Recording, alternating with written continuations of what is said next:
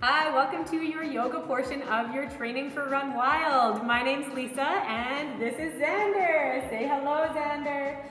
So we're gonna be working through some poses that are gonna stretch out all those muscles that we've tightened up as we've been running, getting ready for this race.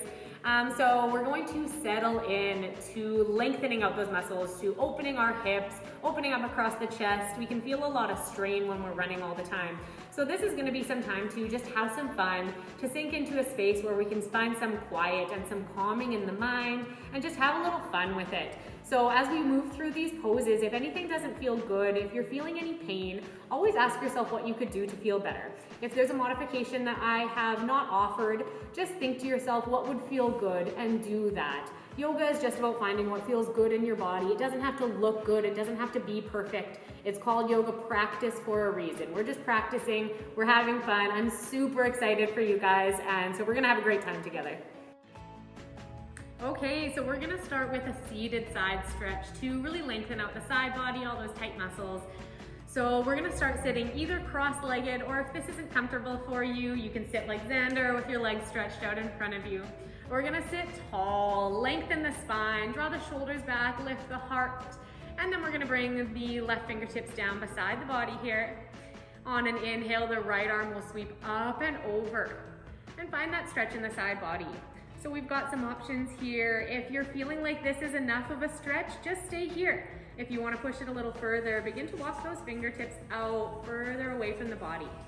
Then you're looking for a little more, drop that elbow, come down onto your forearm. As long as that right hip bone stays down, you're okay. And you might notice your shoulders falling forward. Can you draw it open? Maybe even lift your gaze. Your body will follow where your gaze goes. And just use the breath here. Inhales, create space. Exhale, reach a little further to the side. Okay, so we're gonna do some cat-cow to warm up the spine, warm up the shoulders, the wrists. So we're gonna start in a tabletop position, stacking the shoulders over the wrists and the hips over the knees. We're gonna spread the fingers wide, so we really wanna plant that palm down into the mat.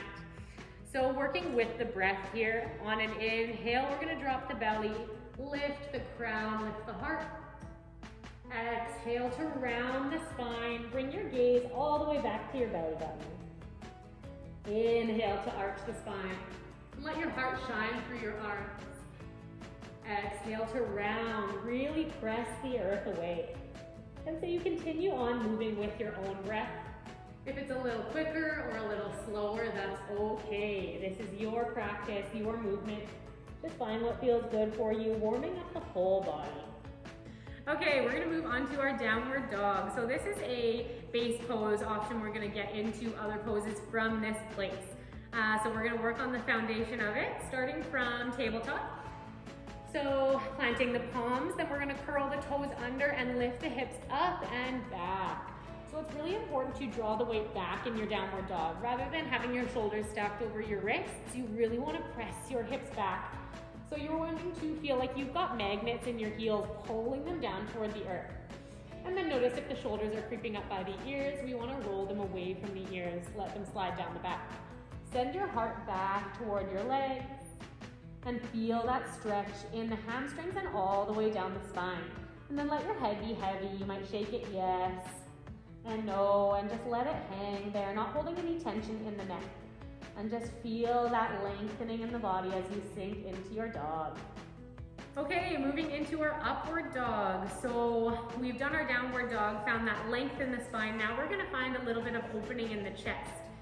So again, starting from our tabletop, then this time we're gonna lengthen those legs out, and I'll show you a modification that we can start with. So we're gonna stack the elbows underneath the shoulders, and arms are parallel to one another, and we're really gonna draw the shoulders back here. So this is just our base pose of upward dog, finding some length in the spine, finding some opening in the chest.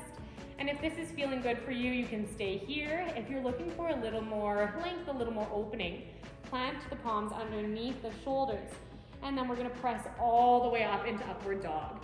And so here we only want the hands and the tops of the feet on the earth. So if you notice that you're not able to hold your legs up off the mat, just come right back down into that baby cobra. But if you're staying in your upward dog, lift those legs up off the mat, and we're really opening the heart. Lift the gaze a little bit. Find some length in the front body and really draw those shoulders open. Okay, so we're gonna be working on low lunge now that we've opened up our hips a little bit. We're warm and we're ready to move into that space.